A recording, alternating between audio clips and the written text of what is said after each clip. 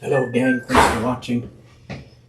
I am not at home, as you'll probably hear shortly. Whoops, hang on, I need to adjust my little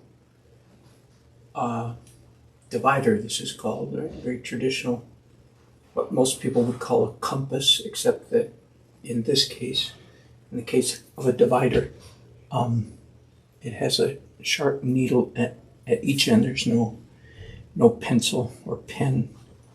And sorry, this is not supposed to be part of the demo right here.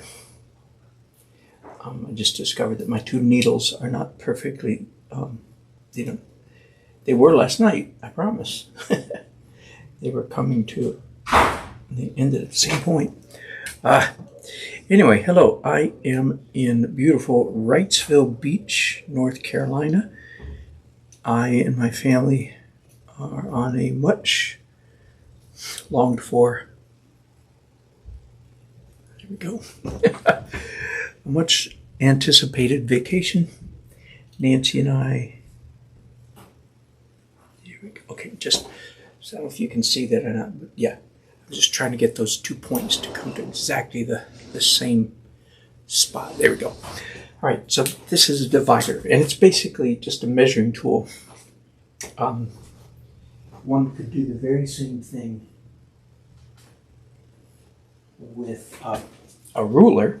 You know, I could just measure all these, but this is, I think, faster and more precise than a ruler.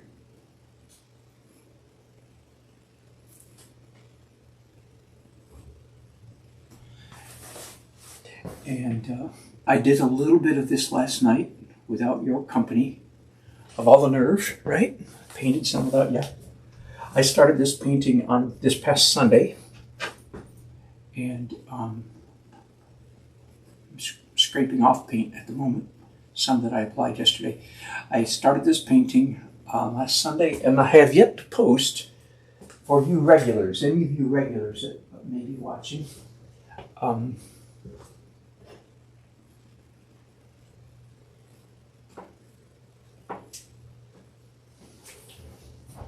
Trying to get my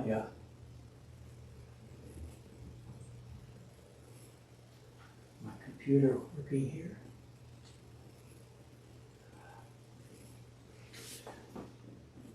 For you regulars, Uncle 60 was there. This was his wife's niece, his niece. And had a great time. And I got some pictures of Uncle and I together. I'll post those on the community. Again, that's just for you regulars who know what I'm talking about. And all right, let's talk about what I'm doing here then. Zoom in as close as I can. Let me see how close I can get you. That's about it. This I believe this is turned into, if I have a printer, if I have access to a inkjet printer, this has turned into my favorite trick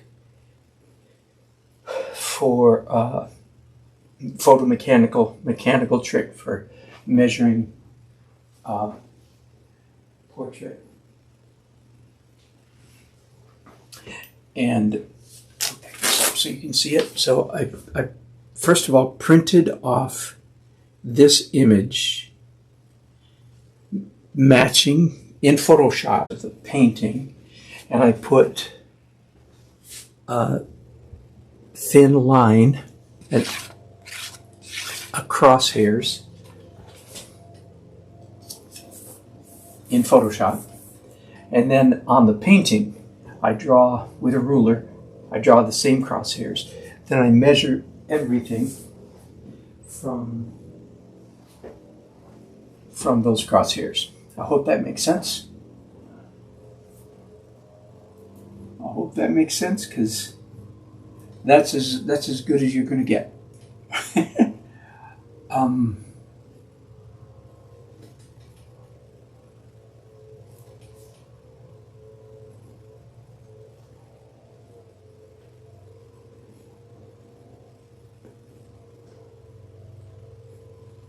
Oh, and another little trick that you see me doing here is making corrections with a pencil. Now that works for me because I use pencil quite a bit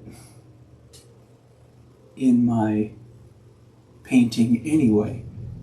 Hang on just a second.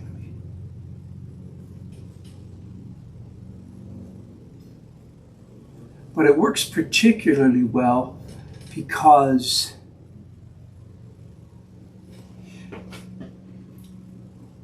it's now clear to me which marks are the fix-it marks, are the corrected marks. Whereas if I did the corrections with paint, since the whole painting is already covered with paint, it would be harder for me to tell, well, was that an old line or a new line, right? Is that a correct mark or a false mark? I hope that makes sense to you. And of course, as you can imagine, since I'm not working at home, I'm having all kinds of adventures with a little very portable easel here that tips over, and so on and so forth.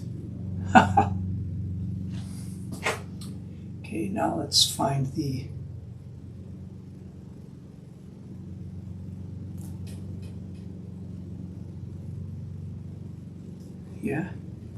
that'll do. The arch, the indent of her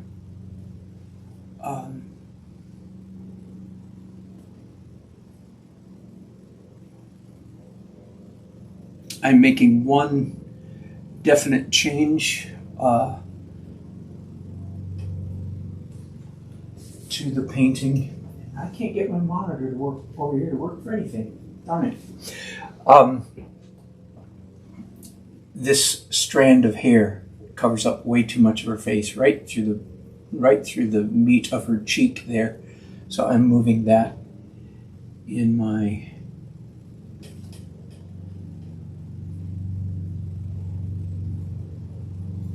painting.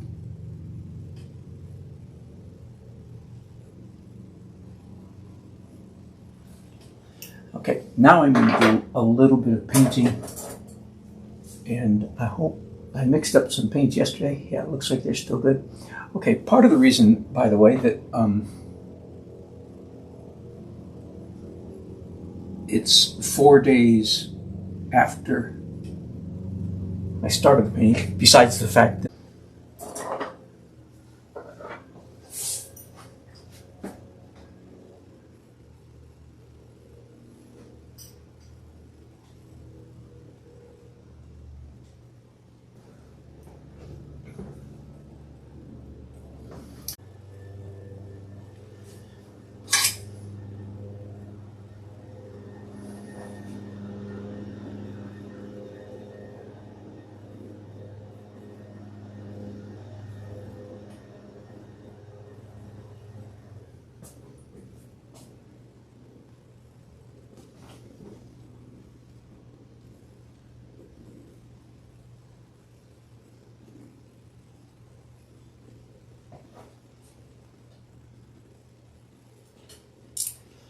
I don't know if I have a good connection yet or not.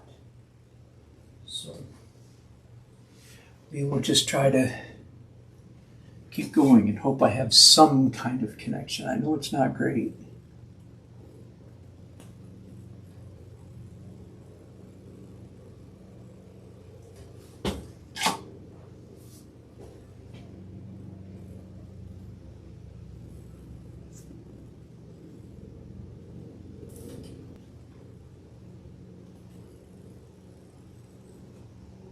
To the bottom, the notch under his nose comes all the way down to there.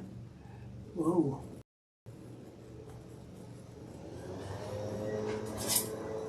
Just put the wrong color. Forget